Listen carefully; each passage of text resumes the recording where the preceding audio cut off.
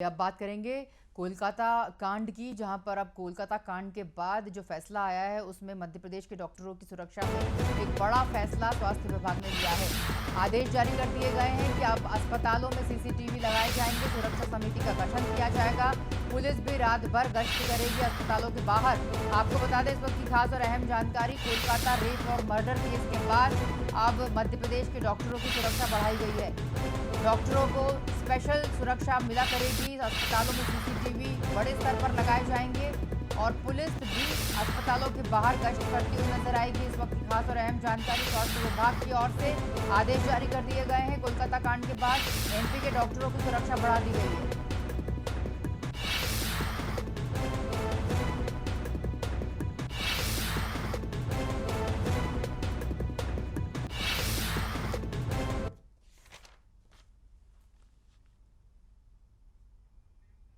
चलिए, हमारे साथ इस खबर पर सुनयन चतुर्वेदी जी जुड़ चुके हैं, हम उनसे और अधिक बात करेंगे।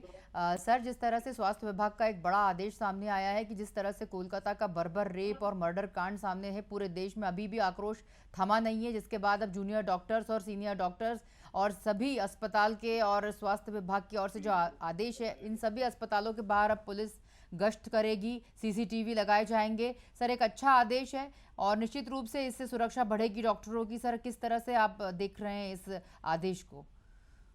तो अनिशा, बंगाल में जब ये कोलकाता में घृणित कार्य हुआ, विशेषकर हम लोगों को भी, मीडिया कर्मियों को भी अब इसको बलात्कार या रेप जैसे शब्दों से बचकर घृणित कार्य हुआ जैसे शब्दों का इस्तेमाल करना चाहिए।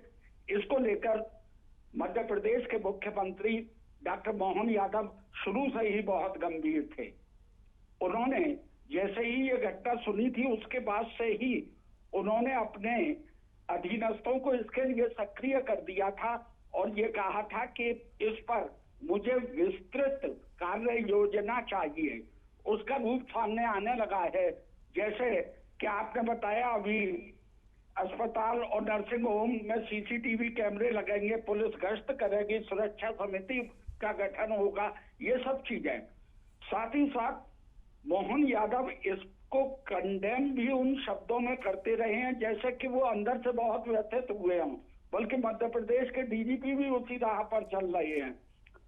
काश ये सामाजिक एक प्रतिक्रिया है कि काश उस दिन इस घटना की खबर सुनने के बाद बंगाल की मुख्यमंत्री ममता बनर्जी ने अगर रिएक्ट करके सबसे आगे तेज निकली होती और उन्होंने अपराधियों के खिलाफ कार्रवाई की बात कही होती, अधिकारियों को लताड़ा होता, अस्पताल पहुंचकर जिम्मेदारों पर कार्रवाई की गई होती, तो शायद यह घटना देश में इतना बड़ा रूप न लेती, विदेशों में इसकी निंदा न होती। साने साहब, सर, जिस तरह से ये स्वास्थ्य विभाग का आदेश है कि अब सीसीटीवी लगाए जाएंगे, सुरक्षा समिति का गठन होगा और पुलिस गश्त करेगी, सर मुझे और दर्शकों को भी ये जानना है कि क्या इससे पहले डॉक्टरों की सुरक्षा के लिए कोई समिति गठित नहीं की गई थी? क्या पुलिस का कभी भी कोई इन्वॉल्वमेंट डॉक्टरों की सुरक्षा के लिए, अस्पतालों की सुरक्षा के लिए नहीं किया गया था? ये घटना ही है जिसकी वजह से ये इतना बड़ा फैसला लिया गया? क्या पहले से सीसीटीवी कैमरे नहीं लगाए गए थे किसी भी अस्पताल में? ऐसा नहीं है सानिका। डॉक्टर्स के लिए सरकार ने पहले भी तमाम कानून बनाए हैं, उनकी सुरक्षा को लेकर, उनके सम्मान को लेकर के तमाम कानून बने हैं।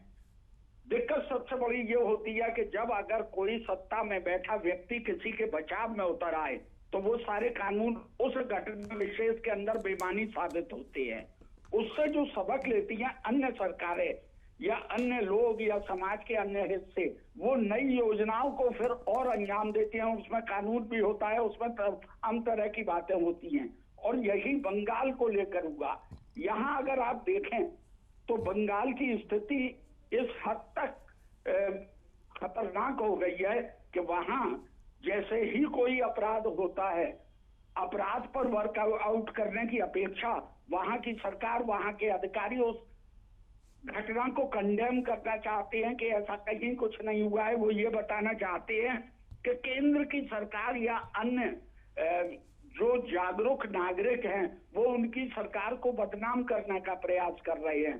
तो सानेसा यही कहा जाएगा, कानूनों में, देश के कानूनों में कोई कमी नहीं है और कहीं रह भी जाती है थोड़ी बहुत तो समय समय पर उसको पूरा किया जाता है, उसके लिए नए कानून बनाए जाते हैं। ऐसा ही इस मामले में भी हो रहा है सानिया साहब। सर, देश के कानून में निश्चित रूप से कोई कमी नहीं है। हमारी देश की पुलिस, हमारे देश के प्रधानमंत्री निरंतर महिलाओं की सुरक्षा के लिए चिंतित भी हैं और नई नई चीज़ें, नई नई समितियों का गठन करके पुख्ता करना चाहते हैं कि हमारे देश में जो है डॉक्टर्स के साथ साथ सभी महिलाएं सुरक्षित रहें। सर, एक सवाल यहाँ पे बंगाल के केस में, कोलकाता रेप मर्डर केस में ये उठता है कि जब पुलिस अब गश्त करेगी अस्पतालों में, मध्य प्रदेश की बात कर रही हूँ, तो सर बंगाल में जो केस हुआ कोलकाता में, उसमें तो पुलिस का ही इन्वॉल्वमेंट है पूरे केस में। पुलिस ने ही ढिलाई बरती थी।